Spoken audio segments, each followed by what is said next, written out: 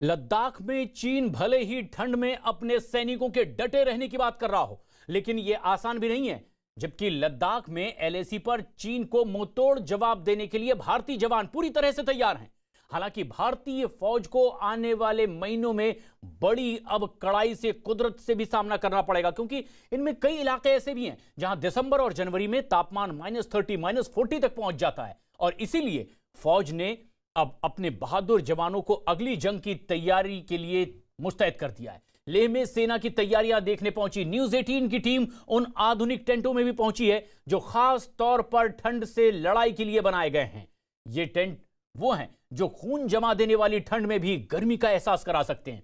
एक टेंट में 8 से 10 जवानों की मौजूदगी, ठहरने का पूरा इंतजाम, टेंटों के खास तरह के चिमनी और स्टोव भी लगाए गए जो न केवल हवा का बहाव बनाए रखेंगे बल्कि तापमान को भी काबू में रखेंगे। इसके अलावा बर्फीले प्रहार से जवानों को बचाने के लिए खास तरह के जैकेट, स्पेशल बूट और बाकी गर्म कपड़े भी दिए गए हैं। किस तरह की तैयारी है, जायजा लिया हमारी टीम ने।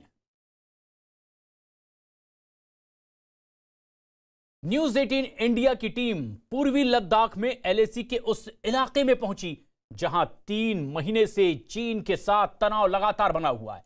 गलवान, देप्सांग और पैंगोंग में 3 महीने से लगातार हालात वैसे ही बने हुए हैं। जहां चोटियों पर बर्फ जमी होती है तो चीन से तनाव की गर्मी भी यहां महसूस की जा सकती है। भारतीय जवानों की इस दौरान चीन के सैनिकों से झड़प भी हुई है, लेकिन 15,000 फीट की ऊंचाई पर इस तरह की जंग आसान भी नहीं होती। कड़ाके की इस सर्दी में जवान देश की सीमा की सुरक्षा में पूरी तरह से मुस्तैद हैं। सर्दी से बचाव के लिए जवानों के पास वहां खास तरह के टेंट हैं जिनमें 8 से 10 जवानों की मौजूदगी होती है। सर्दी से बचने के अलावा यहां पर अलाव का इंतजाम भी किया जाता है। इसके साथ साथ जवानों को खास तरह के जैकेट, जूते और कपड़े भी दिए जाते हैं जो बर्फ में काफी मददगार साबित होते हैं। भारत की फौज कड़ाके की ठंड में भी सीमा के पास की चौकियों पर निगरानी में कोई चूक नहीं बरतना चाहती।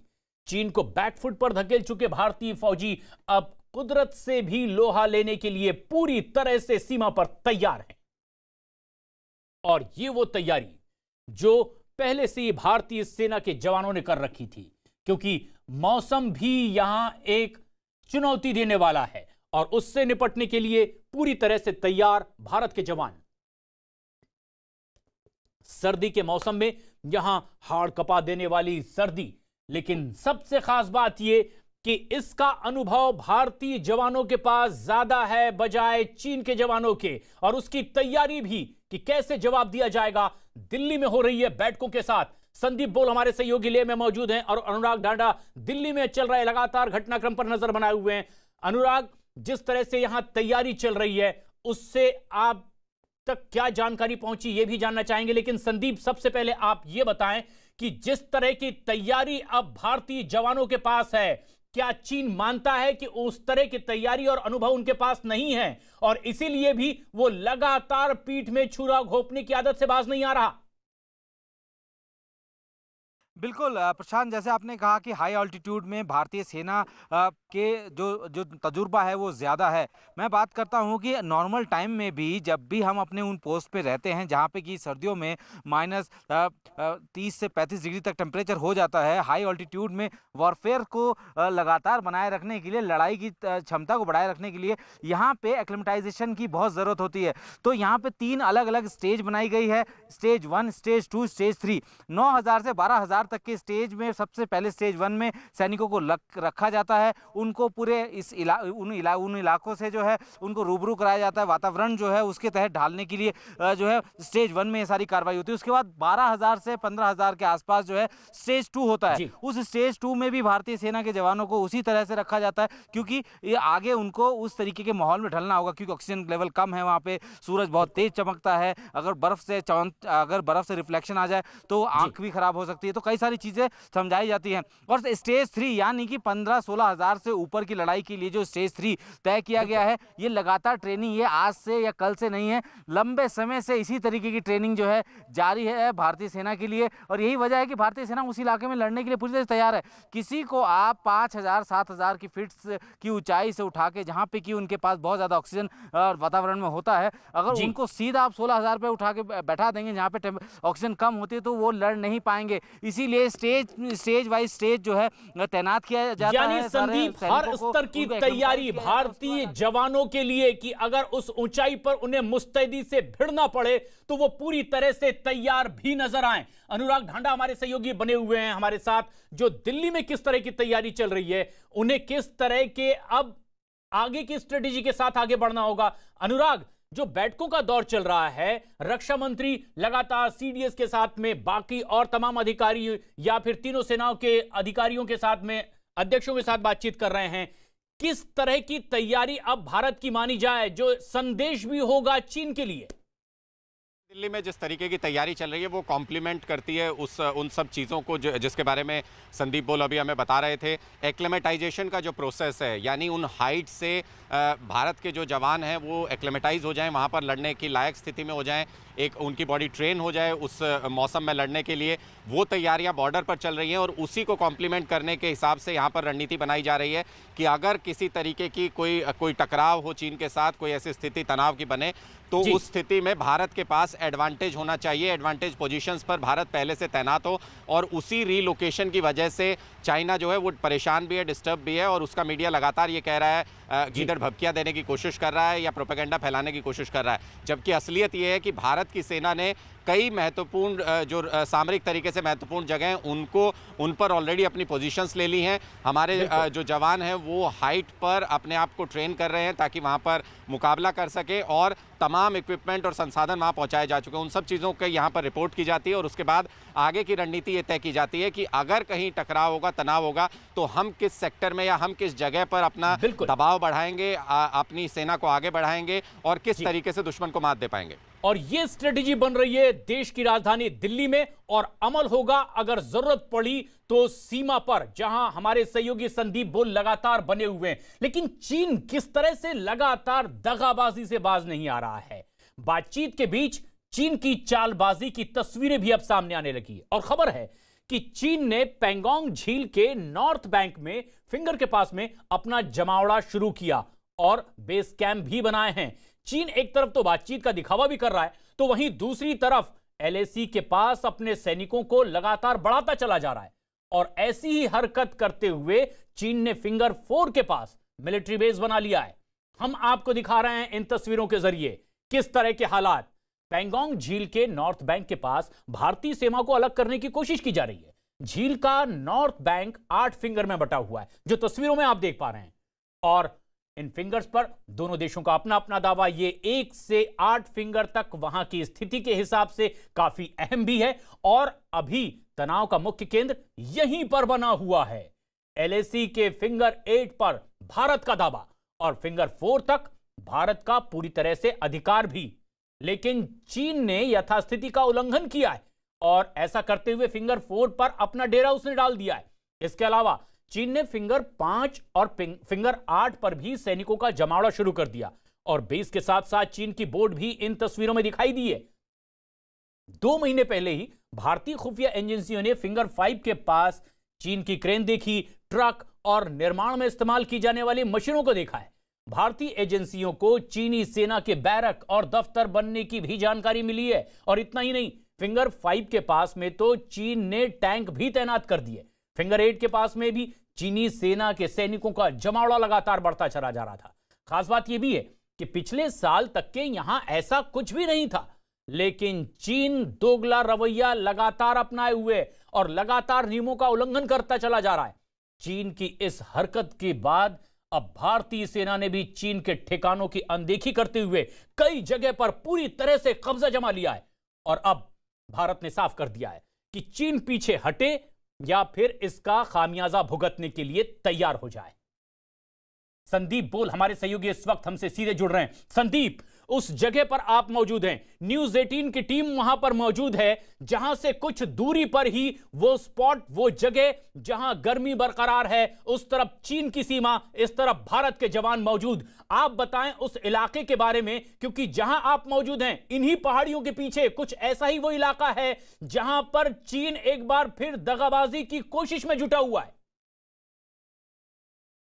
बिल्कुल, देखिए मैं जिस जगह खड़ा हूँ, हालाँकि ये बहुत दूर है एलएसी से, और ये लेकिन यहाँ का टेरेन जो है अमूमन उसी तरीके का टेरेन है। एक बार फिर से मैं दिखाना चाहूँगा कि जिस जगह, चाहे वो स्पांगुर गैप जो कि पेंगोंग के दक्षिण का इलाका है, वहाँ पे इसी तरीके के जो है कई सारे खाली मैदान हैं, जहाँ पे चीन की सेना और भारत की सेना अपनी बख्तरबंद गाड़ियाँ और टैंकों के साथ आमने-सामने है। अगर हम लोग बात करें फिंगर एरिया की, फिंगर एरिया अमूमन इसी तरीके की पहाड़ियों से है, हालाँकि उसकी हाइट और ज़्यादा ऊँची है, और वो जो है पेंगोंग लेक को 8 अलग-अलग फिंगर्स में बाँटती है, यानी कि जो पहाड़ों की जो चोटियाँ हैं और वहाँ से नीचे उतरते हुए जो गैप्स हैं, वो फिंगर के तौर पर जो है 8 तक गिनी जाती हैं।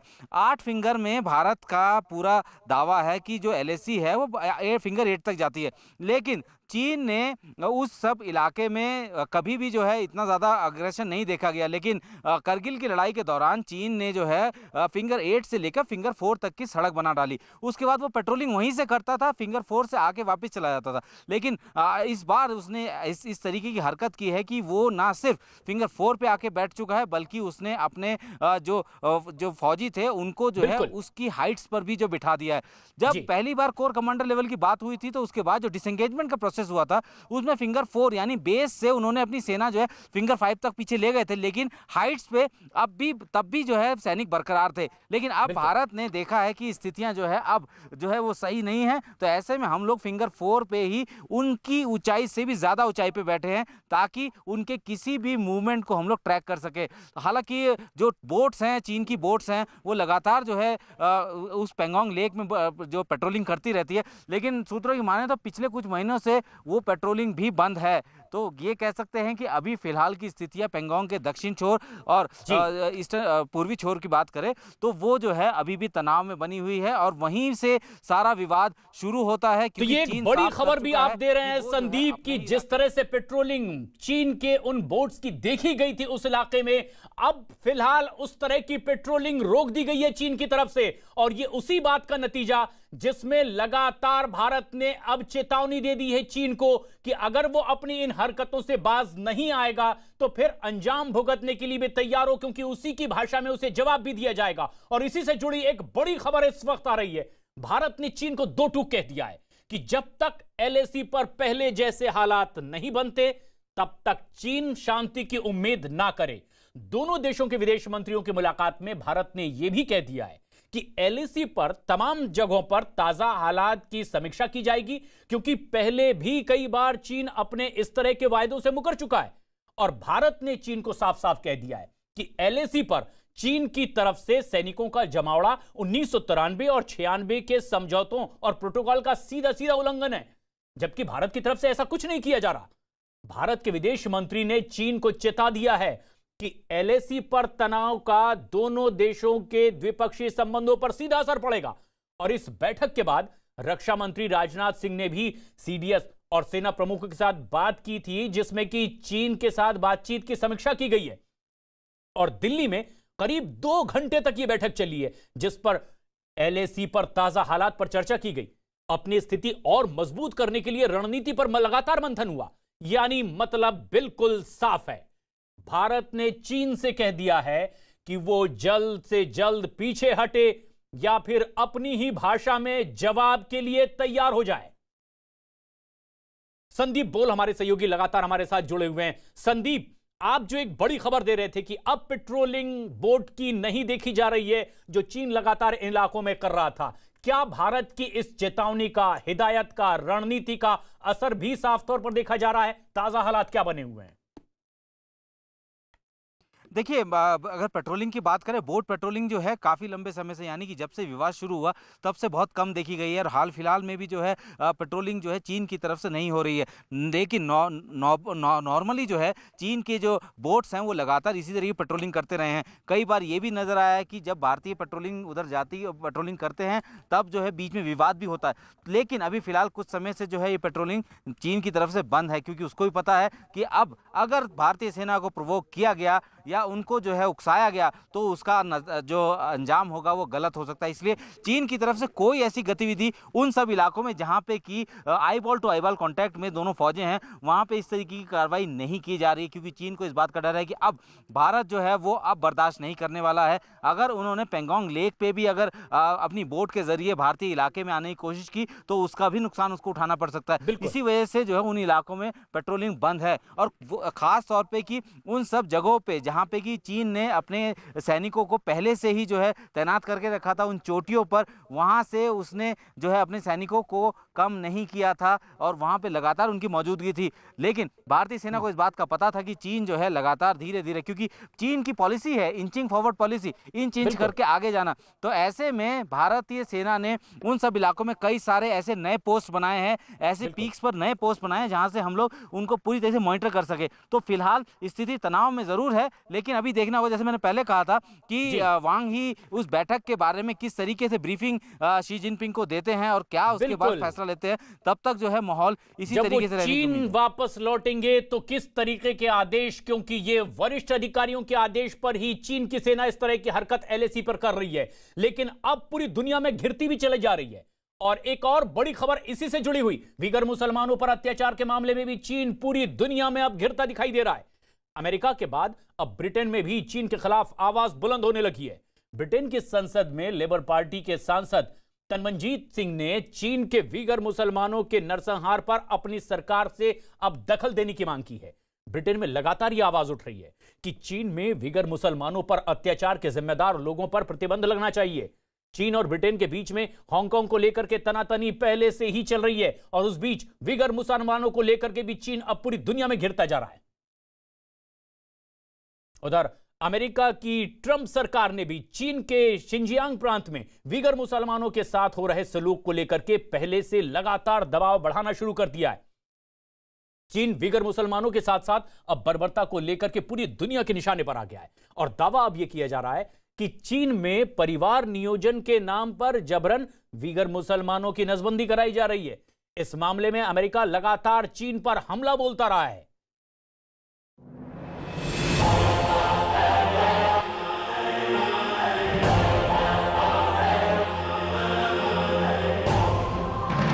चीन में वीगर मुसलमानों के साथ बर्बरता, परिवार नियोजन के नाम पर जबरन नसबंदी, चीन के कैद खानों में कोख के कातिल।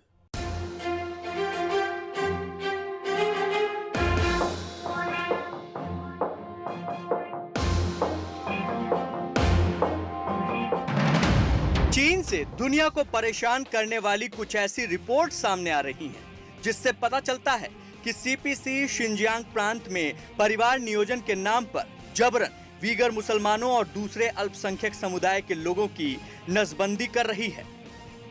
इसके अलावा अल्पसंख्यक महिलाओं को गर्भपात कराने के लिए मजबूर किया जा रहा है।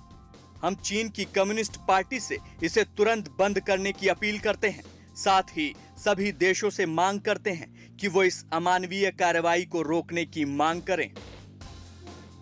अमेरिका के विदेश मंत्री माइक पोम्पियो का यह बयान चीन की उस काली करतूत के बाद सामने आया है, जिसे चीन के शिनजियांग प्रांत में गुपचुप तरीके से अंजाम दिया जा रहा है। सुनिए उस वीगर महिला की आप बीती, जिसने चीन के डिटेंशन कैंपों में अपने जैसी कई महिलाओं की जिंदगी को तबाह होते हुए देखा है। салып не болмаса мәжбүри түрде түсіріп тастайды.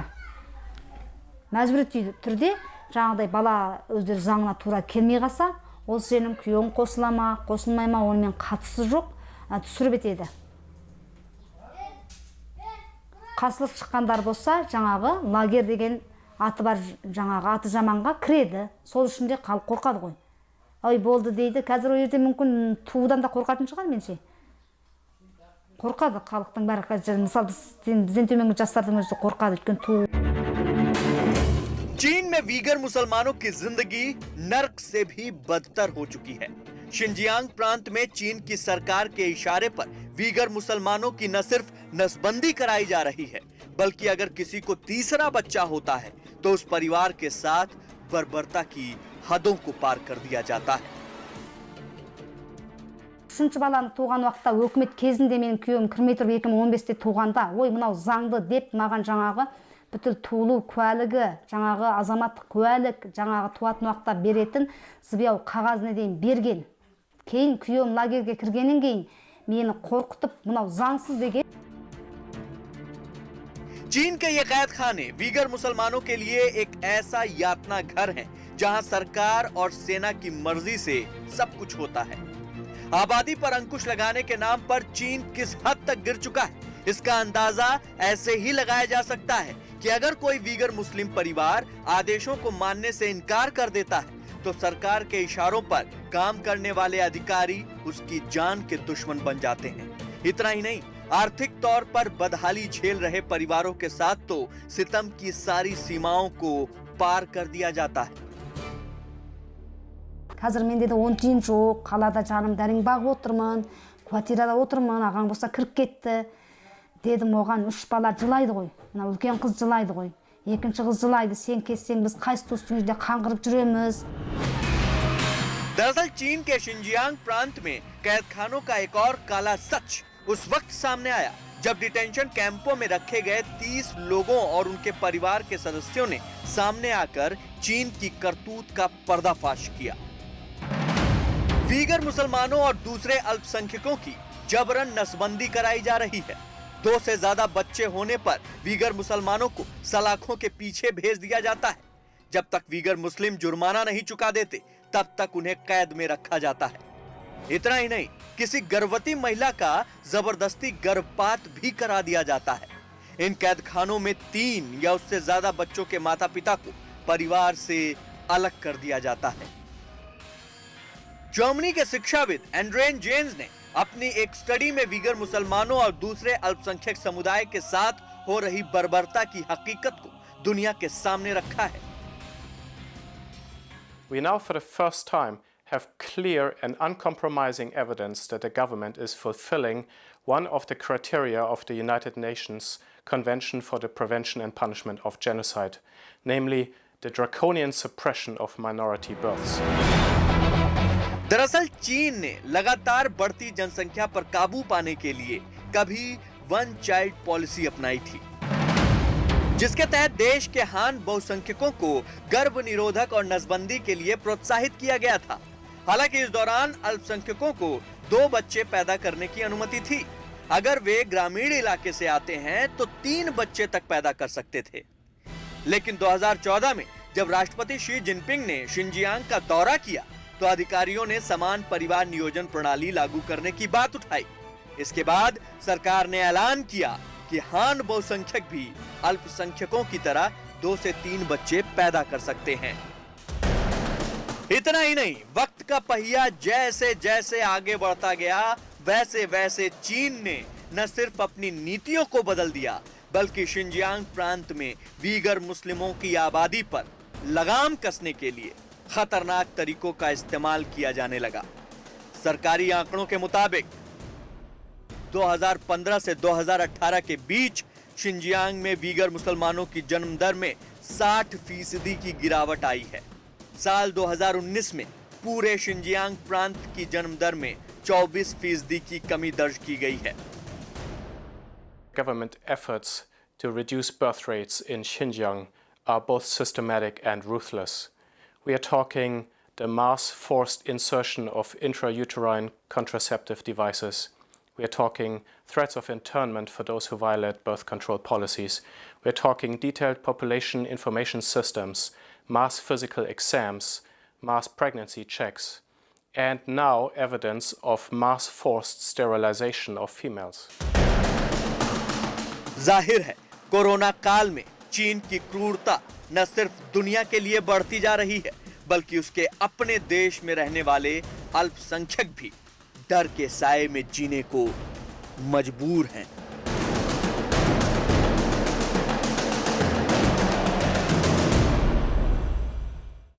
और ऐसे में जबकि भारत के साथ रणनीतिक स्तर पर पूरी दुनिया भर में चीन गिरता जा रहा है, वो बातचीत की पेशकश कर रहा है। लेकिन एक तरफ तो चीन बातचीत की पेशकश करता है और शांति की बात करता है, तो वहीं दूसरी तरफ वहां का सरकारी मीडिया गीदड़ भभकी देने से भी बाज नहीं आता। चीन की सरकारी मीडिया ने गीदड़ भभकी देते हुए भारत को कहा है कि पेंगोंग झील के साउथ बैंक से अगर सेना नहीं हटाई तो चीनी सेना ठंड के पूरे मौसम में वहीं डटी रहेगी। चीनी मीडिया की इस गीदड़ भभकी का यही सिलसिला नहीं थम रहा है, बल्कि उसके मुताबिक भारतीय सैनिक अगर डटे रहे तो वो कड़ाके की ठंड या कोरोना की वजह से जान गंवा देंगे। ये वो चीन बोल रहा है जिसने खुद पूरी दुनिया में कोरोना वायरस फैलाया है और अब उसी वायरस की आड़ लेकर के भारत को गीदड़ भभकी दे रहा है। लेकिन चीन ये भूल गया कि भारत के सैनिक दुश्मन को मुंहतोड़ जवाब देना भी बखूबी जानते हैं। लेकिन एक बड़ी खबर इस वक्त आ रही है सेना से जुड़ी हुई।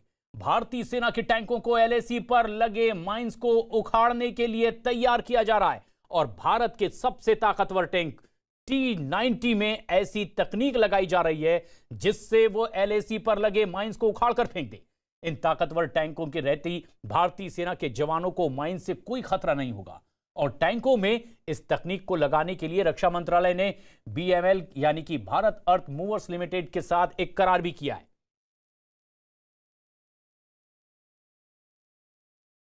और बताया जा रहा है कि यह करार 557 करोड़ रुपए का है और इस करार से भारतीय सेना की युद्ध क्षमता और बढ़ जाएगी। इस करार के बाद भारत के सबसे ताकतवर टैंक T-90 के पार पाना अब दुनिया के किसी भी देश के लिए मुश्किल हो जाएगा।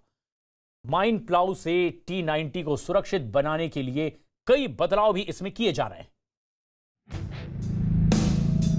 इस वक्त की सबसे बड़ी खबर, टैंकों को माइन प्लाउ से लैस करने की तैयारी। दुश्मन के इलाके में भी टैंक सुरक्षित रहेंगे। रक्षा मंत्री ने किया BEML से करार। टैंकों को सुरक्षित बनाने के लिए 557 करोड़ रुपए का करार।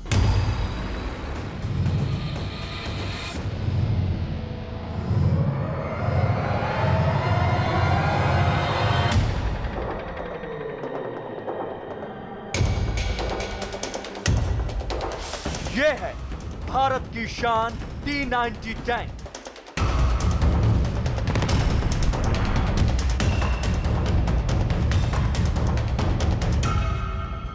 वो टैंक जिसकी आहट से ही दुश्मनों के होश उड़ जाते हैं।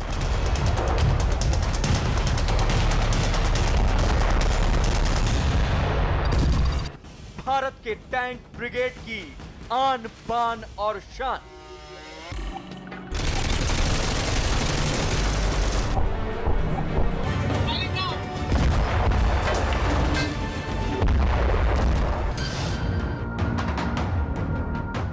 पूर्वी लद्दाख के पास अपने जिस T-15 और T-95 टैंकों के भरोसे भारत से दो हाथ करने के सपने देखता है, उन टैंकों का बाप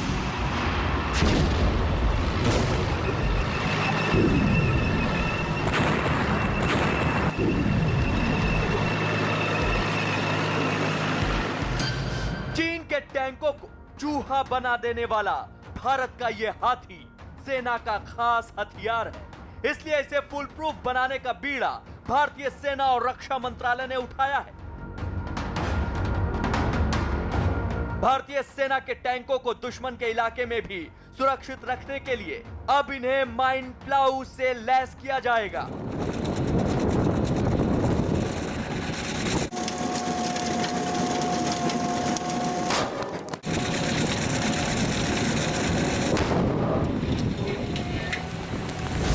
बताया जा रहा है कि टैंकों को सुरक्षित बनाने में माइन प्लाउ तकनीक बेहद कारगर है। इससे जमीन के अंदर छिपाए गए विस्फोटकों का पता चलता है। इस तकनीक से सेना के टैंक विस्फोटकों का पता लगा लेंगे और इन विस्फोटकों को आसानी से बाहर निकालकर आगे बढ़ सकेंगे। यानी माइन प्लाउ तकनीक से लैस होने के बाद भारत के टैंक बेधड़क जंग मैदान में आगे बढ़ते रहेंगे और दुश्मन के इलाके में अपने टारगेट पर बिना किसी रुकावट के पहुंच जाएंगे। इसकी बड़ी खासियत यह भी है कि इस तकनीक की वजह से टैंक पर सवार सैनिकों को भी किसी तरह का नुकसान नहीं होगा।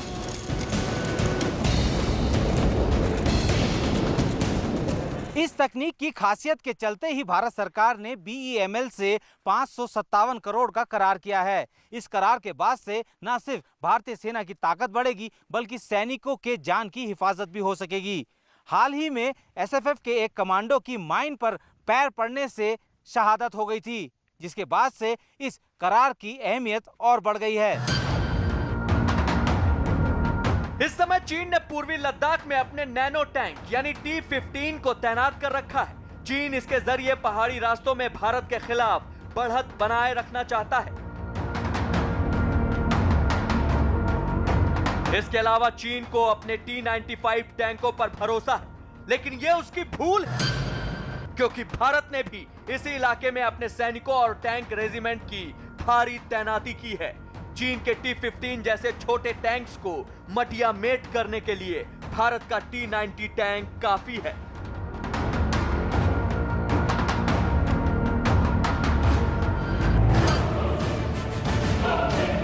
भारत के बुलंद हौसले की बड़ी वजह T-90 टैंक यूं ही नहीं है। इसे दुनिया के सबसे अचूक निशाना लगाने वाले टैंकों में शुमार किया जाता है। इसको भारत ने भीष्म नाम दिया है। T-90 टैंक रूस में तैयार हुए और इन्हें भारत का मेन बैटल टैंक भी कहा जाता है। इसकी सबसे बड़ी ताकत 125 mm की ये कैनन है।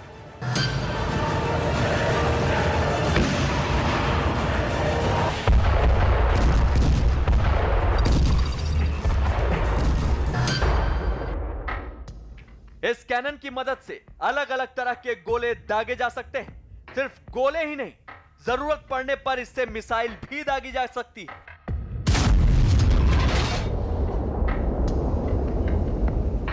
इसकी खास खसूसियत है कि इस गन से मिसाइल्स भी दागी जा सकती हैं, जो कि 2.5 से 3 किलोमीटर तक जिनको रेंज को एक्वायर करके टारगेट को इसको फायर किया जा सकता है। भीष्म के लिए बस जंग का मैदान होना चाहिए, फिर चाहे रेत से भरा रेगिस्तान हो या पहाड़। रास्तों की परवाह किए बिना ये टैंक अपनी मंजिल की ओर बढ़ता रहता है।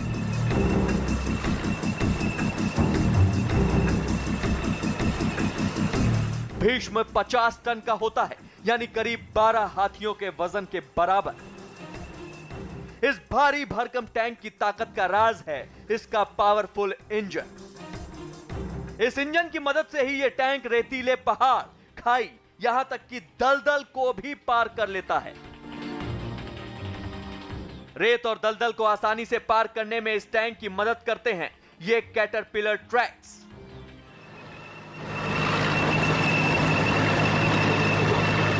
इसी की मदद से यह टैंक पानी में भी चल सकता है।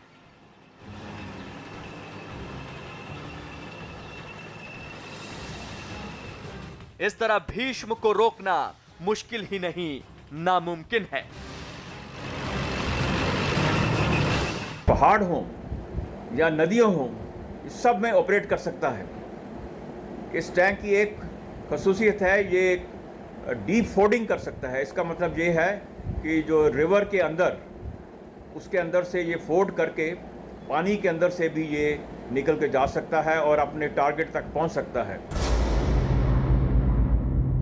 लद्दाख में तैनात इस T-90 टैंक के ऊपर जब माइन प्लाऊ लग जाएंगे तो सारा खेल बदल जाएगा। फिर तो जरूरत पड़ने पर भारत के टैंक चीन की सीमा में भी बेधड़क घुस पड़ेंगे और किसी भी इलाके में दुश्मन अगर माइंस बिछा दे तो उसे टैंक के ऊपर रहकर ही खोदकर बाहर निकाल लेंगे।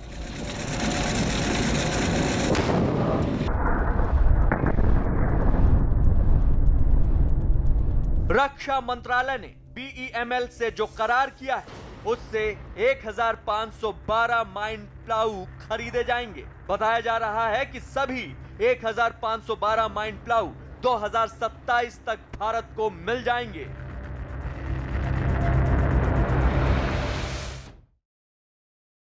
और एक बड़ी खबर इस वक्त आ रही है लद्दाख से। चीन भले ही LAC पर चल रहे टकराव को कम करने के लिए बातचीत की पेशकश कर रहा हो, लेकिन चीन की सेना पीठ में छुरा घोंपने की पूरी तैयारी भी कर रही है। 1962 में भी चीन ने भारत के साथ इसी तरह की हरकत की थी और एक बार फिर से एलएसी के उस पार चीन की सेना लगातार युद्ध की तैयारियों में जुटी हुई है।